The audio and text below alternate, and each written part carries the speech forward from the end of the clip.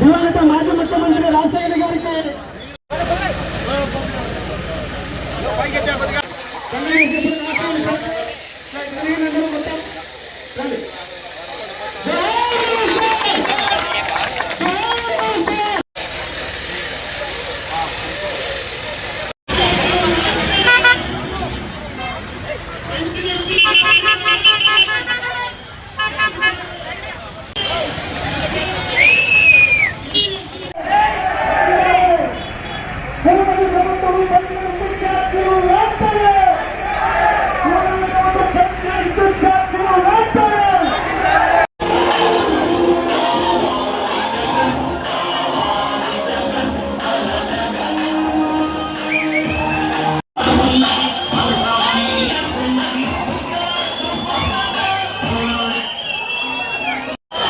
బిల్లులు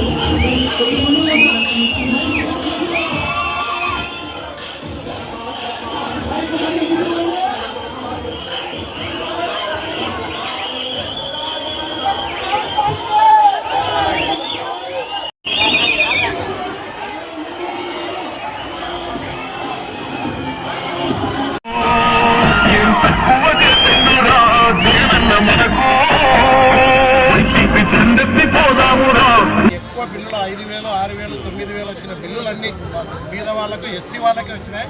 ఇవన్నీ మీరు చెక్ చేసి అలా ఏమున్నాయి, ఎక్కువ ఉన్నాయి, ఏమన్నాయి అనేది అన్నీ తగ్గించాలి.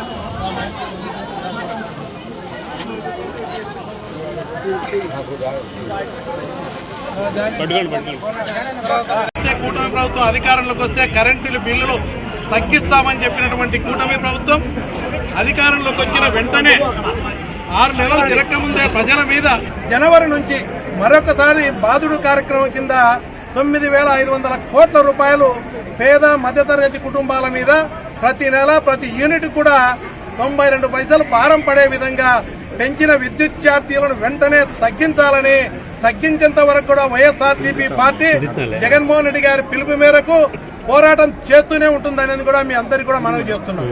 ఈ రోజు మీరు చూస్తే ఆ రోజు చంద్రబాబు నాయుడు గారు కానీ, పవన్ కళ్యాణ్ గారు కానీ, బీజేపీ కానీ అందరూ కలిసి ఒక మేనిఫెస్టో రిలీజ్ చేశారు. అయ్యా పెంచిన విద్యుత్ ఛార్జీలను తగ్గిస్తాము 30% అని.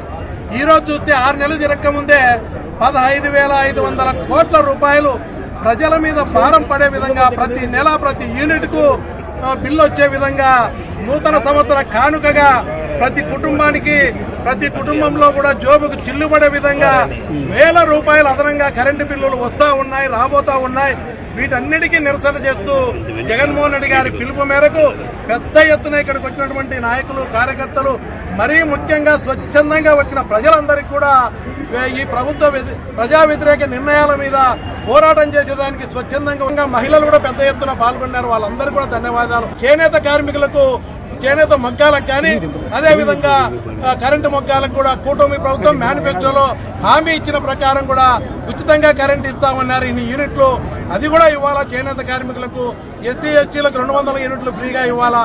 పెంచిన విద్యుత్ ఛార్జీలు వెంటనే తగ్గించాలని చెప్పి మేము పూర్తిగా వైఎస్ఆర్సీపీ పార్టీ తరఫున జగన్మోహన్ రెడ్డి గారి పిలుపు మేరకు పెద్ద ఎత్తున పాల్గొని ఇంకా ఈ కార్యక్రమంలో తగ్గించేంత వరకు కూడా ఎక్కడ కూడా పోరాటం చేస్తూనే ఉంటామని చెప్పి వచ్చిన మీ అందరికీ కూడా మనస్ఫూర్తిగా ధన్యవాదాలు తెలియజేస్తున్నాం.